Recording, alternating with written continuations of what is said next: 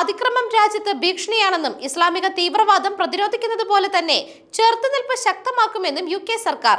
സ്ത്രീകൾക്കെതിരായ അതിക്രമങ്ങളുമായി ബന്ധപ്പെട്ട് സർക്കാർ സ്വീകരിക്കുന്ന നിലപാടുകളിലെ പോരായ്മകൾ പരിഹരിക്കുക, കുറ്റകൃത്യങ്ങൾ തടയുക എന്നിവ ലക്ഷ്യമിട്ടാണ് തീവ്രവാദ വിരുദ്ധ തന്ത്രം പരിഷ്കരിക്കുവാൻ ആഭ്യന്തര സെക്രട്ടറി യെവറ്റ് കൂപ്പർ നിർദ്ദേശിച്ചത്. ടെലിഗ്രാഫാണ് ഇത് സംബന്ധിച്ച റിപ്പോർട്ട് പുറത്തുവിട്ടത്. വർഷങ്ങളായി തീവ്രവാദം വർദ്ധിച്ചു വരികയാണ്. ഇത് പരിഹരിക്കുന്നതിൽ സർക്കാരുകൾ പരാജയപ്പെട്ടു.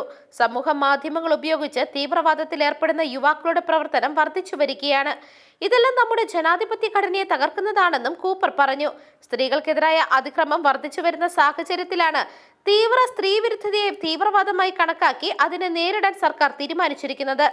രാജ്യത്തിന് തന്നെ ഭീഷണിയാകുന്ന സാഹചര്യമാണ് ഇപ്പോൾ നിലവിലുള്ളത്. രാജ്യത്ത് ഇത്തരം കുറ്റകൃത്യങ്ങൾ കൈകാര്യം ചെയ്യുന്ന രീതിയിൽ പുനഃപരിശോധന വേണമെന്നാണ് നാഷണൽ പോലീസ് ചീഫ് കൗൺസിലിന്റെ റിപ്പോർട്ട് ആവശ്യപ്പെടുന്നത്. News desk മെഗ്നവിഷൻ.